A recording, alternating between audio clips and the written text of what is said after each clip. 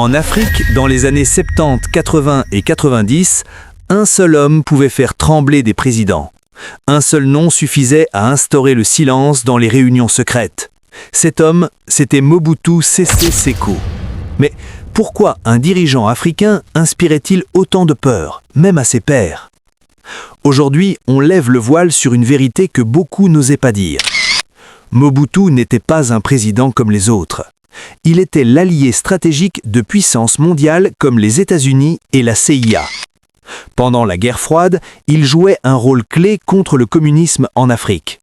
Il recevait armes, argent et soutien politique. Personne ne voulait s'opposer à lui par peur de représailles internationales. S'opposer à Mobutu, c'était risquer de s'opposer à l'Occident.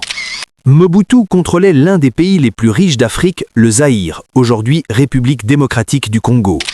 Cuivre, diamants, or, il utilisait cette richesse pour acheter des alliances, influencer d'autres dirigeants et financer des opérations secrètes. Certains présidents dépendaient de lui financièrement. Et quand quelqu'un contrôle ton économie, il contrôle tes décisions.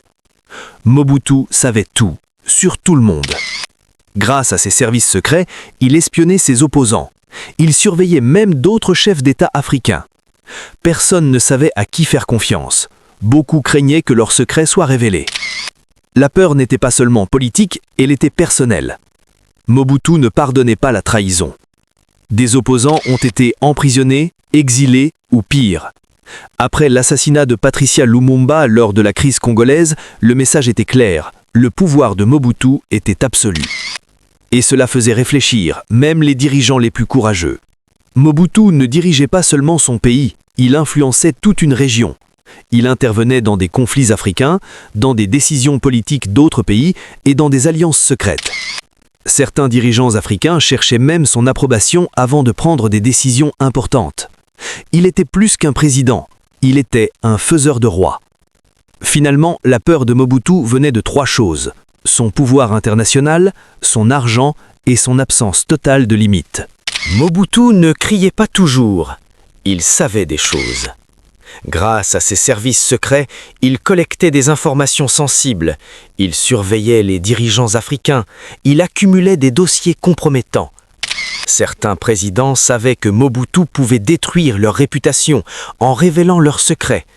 Et dans la politique, un secret peut valoir plus qu'une armée. Le Zaïre, aujourd'hui la République démocratique du Congo, était extrêmement riche. Diamants, or, cuivre. Mobutu utilisait cette richesse pour financer certains régimes, soutenir ou affaiblir des dirigeants, acheter des loyautés. Mais derrière cette aide, il y avait souvent une pression invisible. Si tu refusais, l'argent disparaissait. Mobutu n'attaquait pas toujours directement, mais il pouvait soutenir des groupes armés, influencer des conflits régionaux, déstabiliser certains gouvernements. Dans une Afrique marquée par des tensions politiques, cela suffisait pour faire peur, car un simple soutien caché pouvait changer le destin d'un pays. Mobutu n'était pas seul, il était soutenu par des puissances comme les États-Unis pendant la guerre froide. Ce soutien lui donnait une protection internationale, une influence diplomatique, une forme d'immunité. Donc s'opposer à lui pouvait devenir très dangereux, car derrière Mobutu, il y avait plus grand que lui. Parfois, la peur ne vient pas des actes, mais de ce que les gens pensent que tu peux faire. Mobutu avait une réputation d'homme imprévisible, d'homme autoritaire, d'homme qui ne pardonne pas. Après des événements comme la crise congolaise et la mort de Patrice Lumumba, le message était clair. Le pouvoir de Mobutu avait des limites, mais elles étaient invisibles. Mobutu utilisait aussi la diplomatie comme une arme. Il pouvait influencer des votes internationaux, bloquer des décisions africaines, isoler certains dirigeants. Dans les réunions, un simple regard, un silence ou un refus pouvaient être interprétés comme une menace. Pour comprendre le pouvoir de Mobutu, il faut revenir à une époque où le monde était divisé en deux. D'un côté, les États-Unis, de l'autre, l'Union soviétique, et au milieu, l'Afrique. Mobutu devient alors un allié stratégique des Américains. Pourquoi? Il s'oppose au communisme. Il contrôle un pays riche en ressources. Il est prêt à défendre les intérêts occidentaux. Résultat, il devient indispensable. Mobutu n'était pas seul. Il bénéficiait du soutien de la CIA, des gouvernements occidentaux, de grandes entreprises internationales. En échange, il garantissait l'accès aux richesses du Zaïre, il maintenait la stabilité dans la région. Cela lui donnait une protection presque intouchable. Même ses erreurs étaient ignorées. Le pays de Mobutu, aujourd'hui la République démocratique du Congo, était au cœur des intérêts mondiaux. Pourquoi?